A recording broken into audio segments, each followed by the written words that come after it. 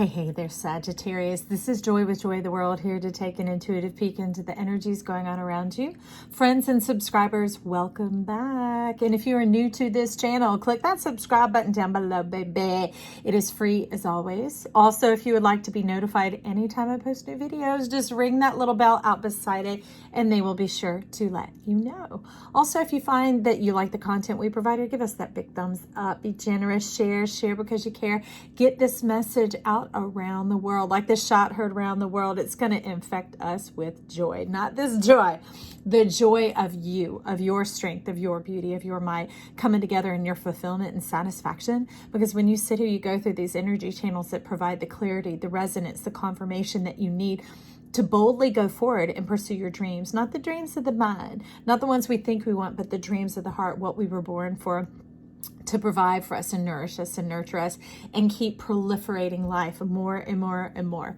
Okay, so friends, this week, we'd had been Papa coming through here and he had been showing us a few things and dusted us with some Jupiter last week. Well, this week we have Michael coming in to massage the ruby.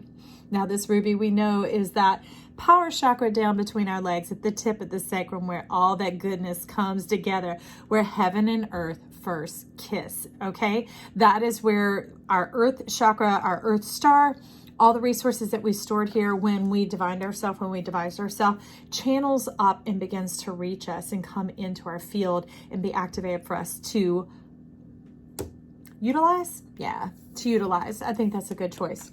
Now, let me tell you about this. Michael's been coming in with a sword because here it's the plasma state, and he's shaping and molding and making you exactly and precisely as you are divine to be. This makes you fascinating and should be faceted as such to drive the light of your truth, the delight, to the central point so that it comes together in like this nuclear fusion and can emanate and radiate out into the world for all of us to enjoy. That's why I like you to glow up. It makes our world brighter, better, and bolder. I love it. I love it. Even if you and I never meet here on earth, you've made my world a better place by blessing yourself. Okay, so Michael's also been bringing in a helper and a healer sometimes. In your case, it's a double message. We have 19 and 7, the return of your energy. How? Rest and rejuvenate. You're needing to take a break from others, from other people, other commitments, other people's ideas, facilitating, sidekick, supporting, coming along. You're needing to take a quick break. 2-3 days, 7 days, something like that. Give yourself a little bit of time away from other people's ideas and expectations of you. Typically, it's not that big of a deal, but you're about to be pollinated and you want to be careful about who the pollinator is, right? And they're wanting you to pollinate you, the life, the ruby, right? Michael's like, I'm jealous. I want to protect this. I want the goldness to be mine and mine alone. And he doesn't mean his. That mine is referring to you. Okay, you in him. He has his eyes set on you. He has his points set on you, and he knows exactly who you are because you do. All right, so this isn't about Michael and Angel. This is a collection of a multitude of energies, the energies within yourself that have been divining and bringing about this flow and harmony here, okay? You're talking about the face. So let's look at your face. Who do you want for your face? You're wanting to see some grand lux. Who do you want for your face? You want the Knight of Cups kissing all over your face, man or woman. You're like, come in, bring it in now. Action, dominant action, coming on in, decisive action. Okay. Sagittarius, I wonder about you. I almost dropped y'all from the channel. I'm like, they don't tune in. They don't listen. And they're like, Joy, keep it going. I'm like, okay, come on, Sagittarius. I'm rooting for you, baby. I got so many planets up in there working myself. So we have the Two of Swords and the Devil coming in. But you're talking about a mystery mindset. Limiting yourself. Putting up a blockage. Why are you talking about turkey belly? What the heck? What's that about? I mean, you hear about people calling chicken, but what about turkey belly? What is, you got something up in your throat there. I don't know what that is. Turkey belly.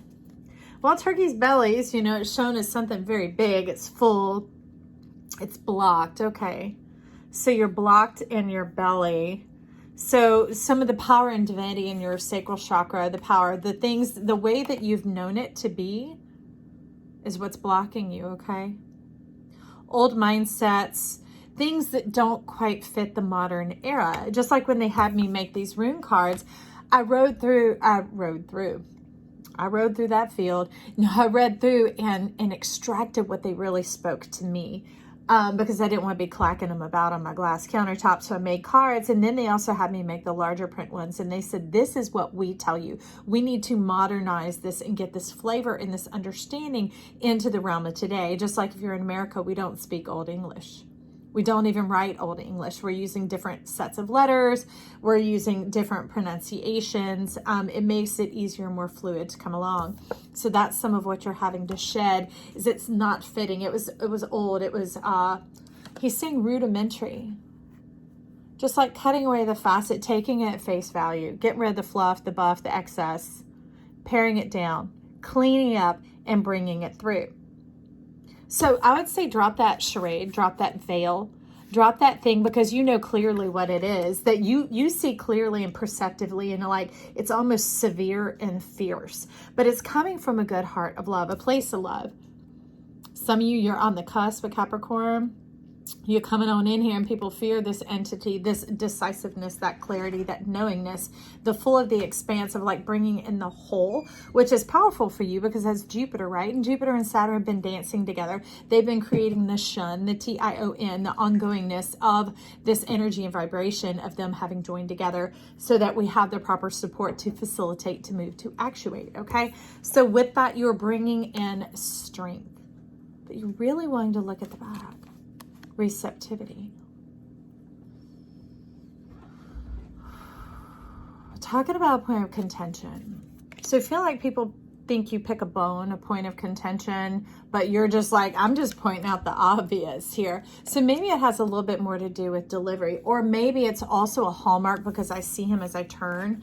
He's looking at these cards, that when it gets that way, it's a part of evidence that it's time to separate and to retract and to take time to yourself, because it's as if they've gotten too close into your mind, in me, to the like yolk of the egg of your amnios, to the center of yourself, and that is yours and yours alone.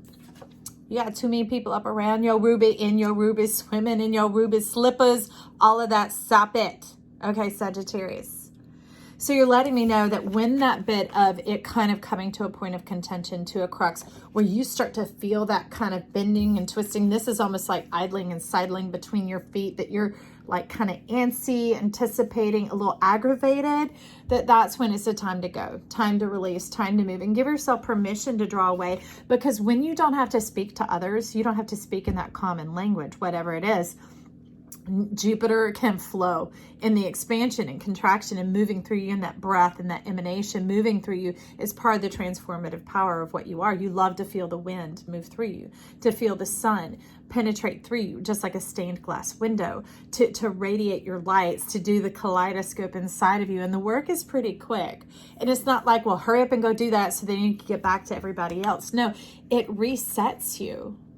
It resets you and refreshes you, and it also releases you from those contracts, because some of those things are just supposed to be short moments, short kisses, short beings, and maybe that person seems to keep showing up in your life like a friend or a family member, you know, that type of thing. But it's that one little, maybe the facet of wisdom you were bringing in, or maybe the good listening ear that you were showing up for a time. But it's when it just seems to get stuck in the field around you, which happens to Jupiter. Look at all the moons, baby.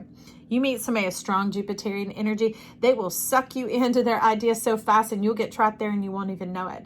And you're like, yes, I don't like that. I don't like how that feels. But it's also a refreshing point to know is, hey, that's sometimes what you do to other people. Especially if you're showing up as like a Saggy stellium, or you're showing up as like Saggy North Node, or rising sign, sun sign, that type of thing, okay?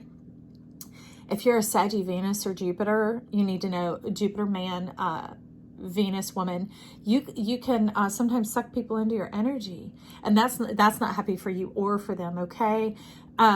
Because it doesn't stay genuine or true. It kind of becomes distorted, like tilted or jilted. And that's what ends up happening. Okay, you taught us a lot through that rune, okay? Thank you. Thank you. So let's read what it says here. Release the past, missed opportunity, self-sabotage, and unnecessary sacrifice. So that self-sabotage was, again, not knowing that maybe your power is that strong and attractive, but being able to recognize it here, that off-putting point when it feels contentious, when it feels kind of barky and struggly and edgy and uncomfortable. That's a sign to yourself. That's Michael, that's your Ruby coming along and going, hey, we need to breathe. We're getting a little crowded in here. These energies are getting too close. And that's not being aloof and dismissive. I am a Capricorn, say what you want. But we're talking about, we are supposed to always retain our own identity and our own space. That's why a relationship is a trinity. It's that divine unity. It's a person who stands in their wholeness, another person who stands in their wholeness, and then the relationship stands in its wholeness. Okay? That relationship is just like a child. It takes two people to make it, but it is its own being, its own entity. I remember my young son saying clearly to me, why does everybody say I look like you or I look like Dad? I look like me. I am my own person. I'm like, yes, you are. That's my little Gemini. He ain't little anymore, but he is a man. But that was some divine wisdom going in there, and it's talking about the relationship. All right. So that's the thing to let us know, that it's important to remain as your pillar, your own structure, your own form, your own foundation. You are unique, divine, and inextricably loved here. Okay. It keeps your silver. So you're wanting to talk color. It keeps your silver, keeps you juicy, baby. It keeps you lit. Don't let your palette light go out. No, this is yours. This is your fire and your passion that we have here, Sagittarius. I love you. Oh, look at your heart. So I was thinking about when we were talking about the energies, it was showing it very much. Oh, okay. Okay. I have to put it there because of the pearl. White magic and red magic coming together. Hopes, dreams, fears, blood, sweat, and tears. When that comes together and they truly synergize, it comes into the color of green. Yes, didn't we all learn that in school, that red and white make green? Makes pink, right? The inspirational high heart, but that comes into our earthen heart. That's like our cosmic heart, and it funnels down into our earthen heart to bring the well-being, the prosperity, the refreshment, well, I don't know how to say it, moist. It gives it flourishing, that type of a flourishing energy going on in here, and it's got depths to it, but not so deep that it can't be tread. Okay, not so deep that there's threat of death or the unknown in a way that's disparaging, or that type of energy going on where it has to prickle you some. That's how you know. It's when it begins to get too deep. See, we're not taught that. We're taught that more is better and the extreme is better. No, you Sagittarius, you is better. Being in your mind, okay? Let me write that down. I'll show you exactly what they're saying. Okay. Let me just, hang on. I got to find a scrap of paper here real quick.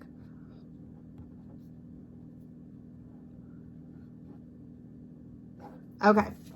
See? M-I-N-E, mine. It's in me. So when you begin to get some of those symptoms going on, it's letting you know someone else's energy is in you. And we're not supposed to be that way. We're supposed to remain in our own energy and our own divinity. There's room for all of us in the crayon box. When you were a kid, if you started to shove and that thing bowed and buckled out, you would learn to count, oh, there are too many in that one area. Let me stick it somewhere else. There is room for you where you are. Okay. And that's how you grow a garden. When things get too cramped, stuff underneath starts to die. It yellows, it struggles, it strains, it competes for energy. And that's not natural to you, Sagittarius. That's not natural to who you are, to be competitive in any way, shape, and form. You're complementary. Matter of fact, you love to strewn out y'all Jupiterian dust, and it makes you feel good and you love it. It makes you all goldenness. But when this other begins to rise up, that is how you know. Okay, so let's see what else we have. I think, who are you wanting to talk through? Let's introduce a new concept here. Is that you? I don't know. We're going to move it. Let's see what happens. Oh, you got another one trying to peek out at you. All tied up. What you be all tied up about, woman holding a coin? You holding back your prosperity here? There are three things I see talking. You're like, don't even move them. Here they are. 23, 44, and 42. Your cosmic energy, okay, Saggy? Your cosmic energy is bound up. The coin, this heart is very much like the couch that you sit on, the destiny of your throne, your authority, your divinity, knowing who you are, resting in it. That there's plenty of room, because that's why I love her big old buxom skirt. There's room to spread out into your space. So give yourself a little bit of space, and protect a little bit larger of a margin is what they're saying. You'll begin to understand before you start to feel pent up at all. You'll start to feel kind of squeezed and restricted. A lot of times we start to think that's the planets or the lessons we have to learn, and we need to grow and be more kind and more forgiving. No, it's already your soul saying, hey, wait. Hey, wait. We're losing air here. We're losing our divinity. We're losing that goldness glow of who we are. And we're starting to diminish. And maybe for some of you, it comes into like your eyes feel weak or headachy or fevery, or your ideas start to diminish, or you, that zeal and that zest and that perk and that lift that you wake up with, where you float and glad and you're like Snow White, making all the birds chirp, you know, you're making the bears wake up in the woods with a, you men, I don't know. But that's that thing. It begins to suck the life out of you. And then your heart moves out of its natural home. That's not good for health, okay? Because energetically, what we repeat over and over again, our body will begin to align with, as if that is what it should master, all right? What we practice, where this looks like meditation, what we practice in our daily living, our body will adapt to as the temple. It says, you want us to worthy this, to worship this, to shape like that? Okay. You want me to get bent out of shape and not be mine anymore? Okay. Okay. It begins to distort your ruby. Okay. And it throws you off. And this is not a small process, friend. I don't know whose spirit is here, but I feel you right now. Coming along close, wondering what is going on down beneath. What are you wanting to know down beneath? Let me check. Okay. So underneath the deck is this. Okay. All right.